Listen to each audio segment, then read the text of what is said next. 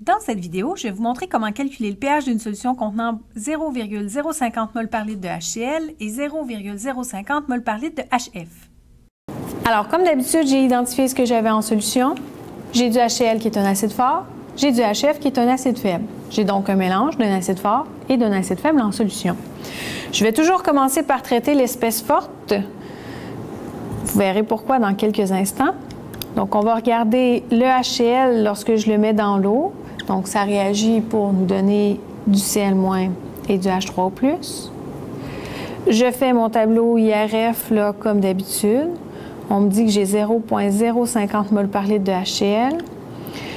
J'ai pas de Cl- de départ. J'ai pas de H3O+, parce que je considère le H3O+ qui proviendrait de l'auto-ionisation de l'eau comme étant négligeable. C'est un acide fort, donc il réagit complètement. J'en aurai plus en solution à la fin, puisqu'il va être complètement transformé sous forme d'ion, ce qui me permet de trouver 0,050 mol par litre de Cl- et 0,050 mol par litre de H3O+. Ensuite, je vais traiter l'espèce faible. Donc, si je regarde maintenant HF que je fais réagir avec l'eau, réaction à l'équilibre, puisqu'il s'agit d'un acide faible, je vais avoir du F- plus H3O+. Encore une fois, je fais mon tableau, IRE cette fois-ci.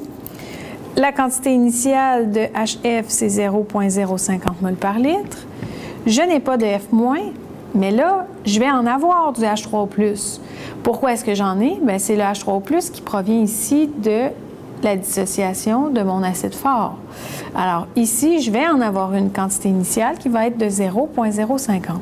C'est pour ça que je dois traiter mon acide fort en premier, puisque la quantité de H3O+ qui va libérer en solution va être transcrite dans ma ligne initiale pour mon acide faible. Il faudra le considérer. Le reste, plutôt classique, donc j'utilise mes variables parce que je ne sais pas encore la quantité qui va réagir. J'aurai donc à l'équilibre les valeurs suivantes. Rendu à ce stade-ci, je vérifie si mon approximation peut être utilisée, donc si je peux négliger ces valeurs de X-là.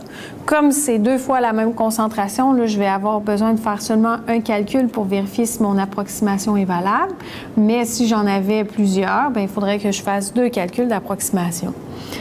Alors, je vérifie que la concentration de HF sur la constante d'acidité est plus grande que 100, donc 0,050 divisé par la constante d'acidité qui est de 3,5 par 10-4.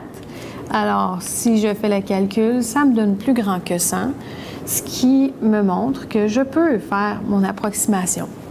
Alors, voyez-vous qu'ici, je n'ai plus besoin de résoudre parce que je sais déjà la quantité à l'équilibre de H3O+. Donc, ça va souvent être le cas. L'acide fort, lorsque vous avez un mélange d'acide fort et d'acide faible, on considère généralement uniquement la partie qui va provenir de l'acide fort parce que la partie qui provient de l'acide faible, elle est négligeable. C'est important par contre de le vérifier. Donc, dans ce cas-ci, je peux calculer mon pH qui va être, encore une fois, moins le log de la concentration de H3O+. Ça va me donner moins le log de 0,050.